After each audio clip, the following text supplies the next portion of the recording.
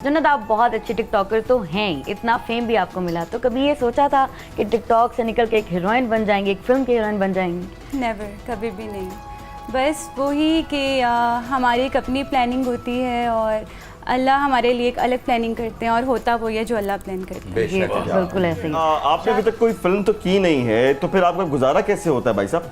मेरा ख्याल है तुसी साडी इस मैडम नु एवें ही समझ रहे हो। हाँ 43 रक्शे ने दे अपने, जिन्ना चो कुछ आटो ने, कुछ लोडर ने ते कुछ चिंगची भी ने। हाँ जी, ते चिंगची ये चलांदा है, लोडर मैं चलाना।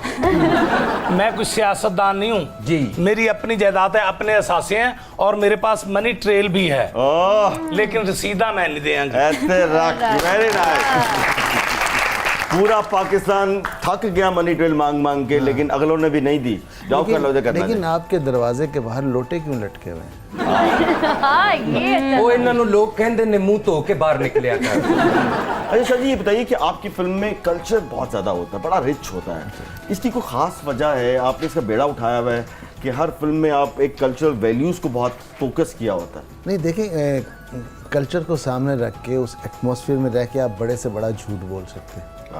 तो झूठ से मेरी मुराद ये है कि हम जो भी करते हैं झूठ होता है, लार्जर देन लाइफ होता है। बिल्कुल सही। जो देखने वाला सोच नहीं सकता वो हम फिल्म बनाते हैं, वाह, और वही फिल्म होती है। जो आप सोच सकते हैं वो फिल्म नहीं होती, बहुत क्या बात वो ड्रामा होता है। क्या very nice.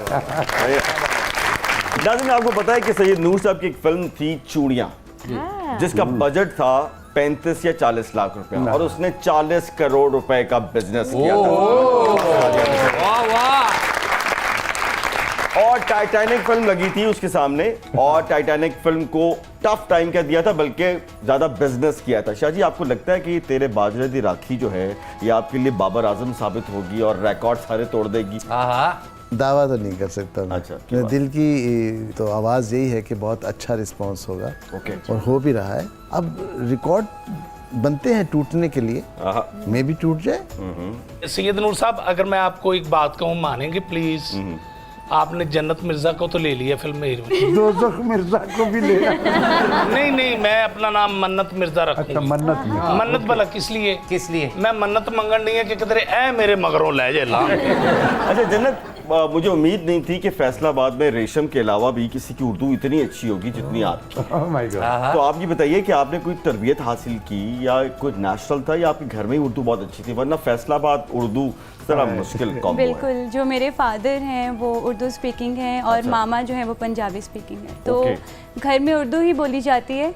Punjabi film Punjabi है, तो वो वहाँ से मामा से एक चीज़ मिली हुई है कि वो जब डांटती हैं, गुस्से में होती हैं, तो घर में पंजाबी चलती है। फैसलाबाद अली, ऐसे ही होता है। वैसे फैसलाबाद अली अंकल कह देंगे होंगे, भाई मेरी शर्ट किधर पड़ी हुई है, ते आंटी को कह देने ओथे ही पई होनी है, मैं केड़ा मोढे ते रखी फिरन नहीं।